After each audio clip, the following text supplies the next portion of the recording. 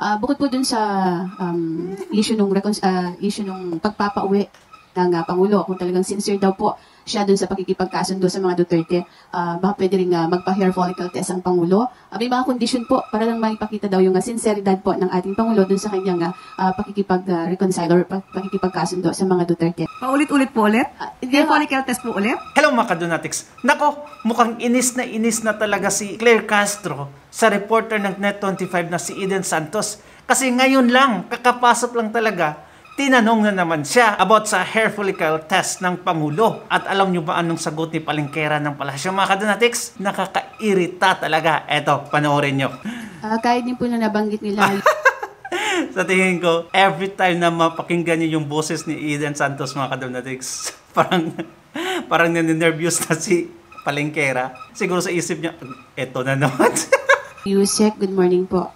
Bukod po dun sa issue nung pagpapauwi ng Pangulo, kung talagang sincere daw po siya dun sa pakikipagkasundo sa mga Duterte, baka pwede rin magpa-hair follicle test ang Pangulo.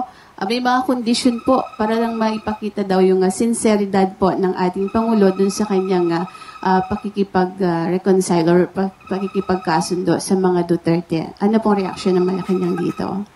Makikita mo talaga sa reaction niya mga Kadonatics na inis na si Palengkera. Pero wala siyang magawa kasi nasa press conference siya at yung mga camera nakatutok sa kanya. As much as possible, dapat relax lang at diplomatic yung dating, pero deep inside yan, kumukulo na yung dugo ni Palengkera. At eto yung sagot niya mga Kadonatics, maiinis ka. Ulit-ulit, paulit-ulit, uulit-ulitin ko, uulit-ulitin natin. Peke, ang video na siyang pina-spread or isiniwala itong si Atty. Harry Roque. Dapat pa natin siyang paniwalaan? Uulit-ulitin ko, paulit-ulit na lamang siya. Eto, ang tanong, pa-hair follicle test. Bakit yung sagot niya is video? Like, hindi naman tinanong about sa video. Pa-hair follicle test. Ang dali lang talaga mga Kadonatics sagutin yun. Ayaw ng Pangulo. Wala tayong magawa. Siya kasi, peke talaga yung video na yun. Now, bakit ayaw talaga magpa-hair follicle test? Ano talaga ang dahilan? Bakit ayaw magpa-hair follicle test? Para mawala na yung doubt ng mga tao. But itong si Palengkera mga Kadonatics, for some worse reason, hindi nakikinig sa tanong or definitely lack of comprehension lang talaga itong Palengkera na to. Ang mukha, Yusek, follow up lang po. Hindi naman din po batay dun sa video lang yung panawagang magpa-hair follicle test ng Pangulo. Bukod po doon, medyo... Paulit-ulit po ulit? Hair follicle test po ulit? Yan po yung ilan sa tingin nyo ba, meron silang... Ay, nako. Paano hindi paulit-ulit, mga Kadonatics? Okay, paano? Kung ayaw magpa-hair follicle test, paulit-ulit talaga yan. Pero, kung gagawin na ng Pangulo like today, sino pang magtatanong kung talagang negative siya? Diba? Dapat lang magpaulit-ulit para ma-prove talaga na yung leader natin is not bangag. Na yung Pangulo ng Pilipinas hindi bangag. Diba? Yun lang talaga mga Kadonatics kasi nakakabahala na yung mga decision making niya.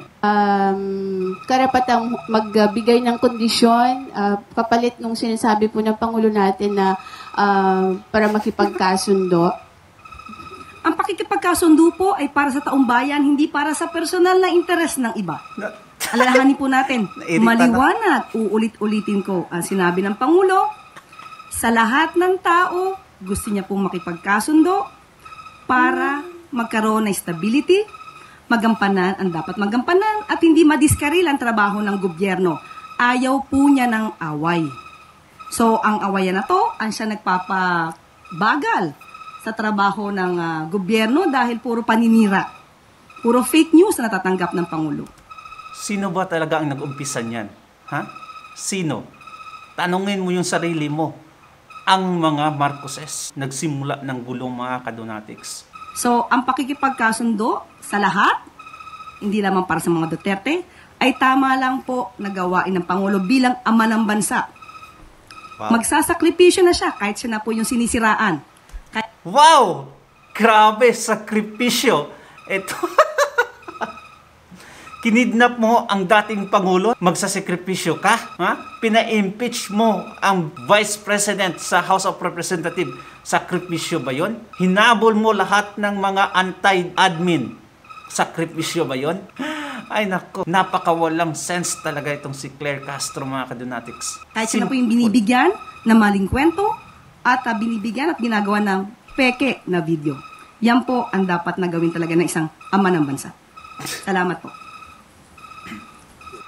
With due respect, Yusek, ang sinasagot po ng Pangulo dun sa reconciliation, diretso po yung tanong, ay tungkol sa mga Duterte.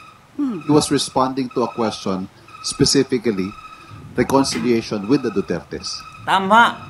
Tapos yung reason ni Claire Castro dito na hindi lang sa mga Duterte kundi sa taong bayan. Pero specific talaga yung tanong doon sa mga Duterte. Of course, itong attack dog, gumagawa ng storya, gumagawa ng kwento, mga kadonatics, para lang mapabango yung... Pero ang effect sa lahat ng mga sinasabi niya, mga kadonatics, nagpapababa sa dignidad ng Pangulo. Mas lalong bumaba. Kaya nga po sinabi niya, opo, kasama ang mga Duterte. Pero wag natin pong isentro sa mga Duterte. Dahil ang sinabi niyang sumunod ay gusto niya pong makipagkasundo sa lahat ng tao. Ito po yung sinabi niya. Ayaw ko ng gulo, gusto kong makasundo ang lahat ng tao. Mas maganda. So, kung isa pong parte ang pakikipagkasundo sa mga Duterte, maganda po yun.